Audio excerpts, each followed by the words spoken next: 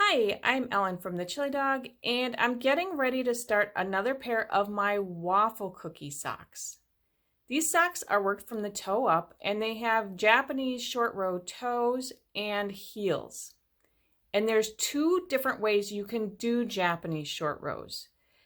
The pinned method, which uses a bunch of locking stitch markers, and the unpinned or catch method. There are really two paths to the same destination, and I'm going to be creating tutorials for both methods. And I'll divide those videos into the same sections so you can watch them side by side to compare the process if you like. In this video, we're going to be focusing on the unpinned or catch method of Japanese short rows. When you're casting on for a toe up short row toe, you cast on your stitches using either a provisional or a double-sided cast on. Instead of the cast on happening here at the tip of the toe, the cast on is either placed at the base of the toe across the top of the sock or at the base of the toe across the bottom of the sock. And I prefer if my cast on stitches happen at the bottom of the sock. After I switch directions from working the toe one way and start working the foot in the opposite direction, inevitably there is going to be a very slight tension irregularity across the cast on. If the cast on has happened across the bottom of the foot, nobody is going to see that except for me. If you're using a pattern, it will tell you how many turns there need to be on each side of the sock toe as you're working the first half of the toe shaping. And for my particular pattern, I'm going to need to have 11 turns on each side. If you're not working from a pattern, a good rule of thumb is about a third of your toe stitches in the center will be regular stitches, and you'll have turns with about a third of the stitches on each side. To get started with the first right side row, I'm just going to knit across my toe stitches until I get to one stitch before the end of the toe. Since I'm not using any pins or locking stitch markers, turning the first right side row is quick and easy. All I need to do is turn my work over to the other side, slip my first stitch purlwise, and then I can continue and just purl across until I get to one stitch before the end of the toe. To turn my first wrong side row, again, I'm simply going to turn my work over to the other side and slip that first stitch purlwise. Before I knit my next row, let's take a look at something. Down here, there is a noticeable gap where that first stitch was slipped. I want to knit across till I'm one stitch before this next gap. I've knit to one stitch before the next gap, so to turn my remaining right side rows, I'm just going to turn my work over, slip a stitch, and then purl across until I'm one stitch before this next gap. I've purled to one stitch before my gap, so to turn my wrong side row, I'm simply going to turn my work over and slip a stitch purlwise. So I'll continue working like that, where on the right sides, I'll knit to one stitch before the next gap, and then turn my work over and slip a stitch, and then purl to one stitch before the gap, and turn my work over and slip a stitch until I have the number of gaps or turns as are indicated in my pattern. So in my case, I'll have 11 gaps on each side of my sock toe. I've completed purling across my final wrong side row. So now I just need to make my final wrong side turn. So I'll turn my work over and then slip that first stitch purlwise. And now I have 11 gaps on one side of my sock toe and 11 gaps on the other side of my sock toe. So the first half of my toe shaping is complete, and this is the part that's going to be at the bottom of my foot. And it's time for me to work the second half of the toe shaping, which will be across the top of the foot. This time, each one of my short rows is going to be one stitch longer than the last, and I'm going to be closing up all of these gaps at the sides of the sock. To get started with the first right side row, I'm going to knit all the way to the first gap. As I'm closing up this first right side gap, I'm going to think of the columns of stitches that are on my right needle as generations. So the child stitches on my needle, below it is the parent, then the grandparent and great-grandparent, and so on. To close the gap, I need to find the bar on the wrong side of my work that when I pull on it, it tightens up this parent stitch. And I'll knit that horizontal bar together with the next stitch on my needle. To find that bar, I have to turn things over to the wrong side of my work. So again, I'm looking for the horizontal bar that's going to tighten up this parent stitch right here. So if I take my right hand needle under this bar, when I pull on that bar, it's going to tighten up that parent stitch. So that is the correct bar that I need to use to close the gap. So it's on my needle. I'm going to turn things over to the other side. And before I knit these two stitches together, I need to make sure that my lifted strand has a conventional stitch mount, because right now it's reversed. The right hand leg of the stitch is at the back needle and the left hand leg is at the front.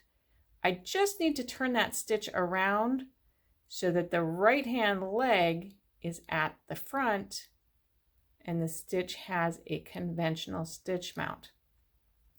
Then I can knit it together with that next stitch.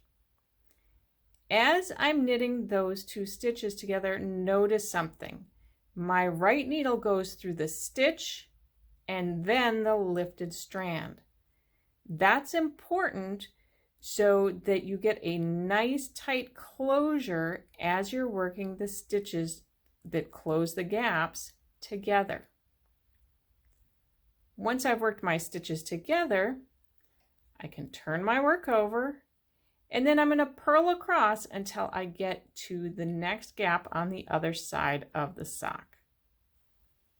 As I'm closing the first wrong side gap, again, I'll close the gap by working the horizontal bar that tightens up the parent stitch together with the next stitch. So first, let's identify where that horizontal bar is. So here's my child stitch, here's the parent, and here is the horizontal strand that when I pull on it, it tightens up that parent stitch. So that's the horizontal strand I need to use. Before I lift it up though, we need to remember that as I'm purling this strand and this stitch together, I need to go through the stitch and then the lifted strand. To do that, I am going to actually slip the stitch over first before I lift up that horizontal strand. Then I can lift the horizontal strand. This time the stitch is already mounted conventionally with the right leg of the stitch at the front and the left leg at the back. So I don't need to turn anything around. I'll return my slipped stitch to my left needle, and then I can purl the stitch and lifted strand together to close the gap, and then turn things over to the other side. Now I'll knit across to my next gap. As I close my remaining right side gaps, you'll notice that now the gap is taller than that very first one. And that's because I've added 2 gap closing rows from the previous gap. So this time, to close the gap, I need to work the horizontal strand that closes or that tightens up the great grandparent together with the next stitch. So again, to identify that horizontal strand that's going to tighten up the great grandparent stitch, I need to turn things over to the wrong side so I can find it. So here's my child stitch on the needle, the parent stitch below it, the grandparent below that, and then this long great grandparent stitch. I'll identify the horizontal strand that's going to tighten up that great grandparent stitch. And it's right there. So when I pull on that strand, the great grandparent gets smaller. Turn the work over. The stitch that I lifted has a reverse stitch mount. So the right leg of the stitch is at the back and the left leg is at the front. I need to just turn that lifted stitch around so that it has a conventional stitch mount. So I'll just slip it and turn and then return it. So now the right leg of the stitch is at the front of the needle, the left leg is at the back, and I can knit those 2 stitches together. That closes the gap. I'll turn things over and purl across to my next gap on the other side. To close the wrong side gap, again, I need to work the horizontal bar that tightens up the great grandparent stitch together with the next stitch. So first, let's identify that horizontal bar. So here's the child, the parent, the grandparent, that elongated great grandparent. We'll find the horizontal bar right here that when I pull on it, it tightens up that great grandparent stitch on the side. But before I work it together with the next stitch, I need to reverse their order. So I'm carefully just going to slip my next stitch over to the right needle, lift up that bar that tightens up the great grandparent. The stitch mount is naturally going to be a conventional stitch mount, so the right leg of the stitch is at the front of the needle, the left leg of the stitch is at the back of the needle. I'll return my slipped stitch over to my left needle.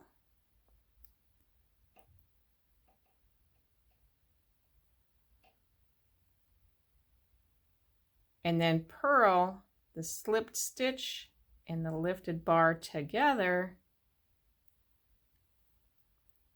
And the gap is closed up, and I'll turn things over and continue knitting across to a gap, closing it, then purling across to the next gap and closing it until all of the gaps on each side of my sock toe have been closed.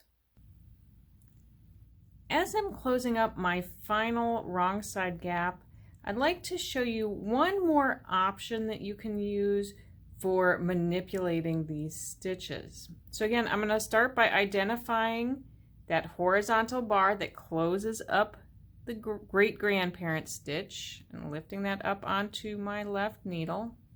So it's right here. And now I need to reverse the order of these 2 stitches.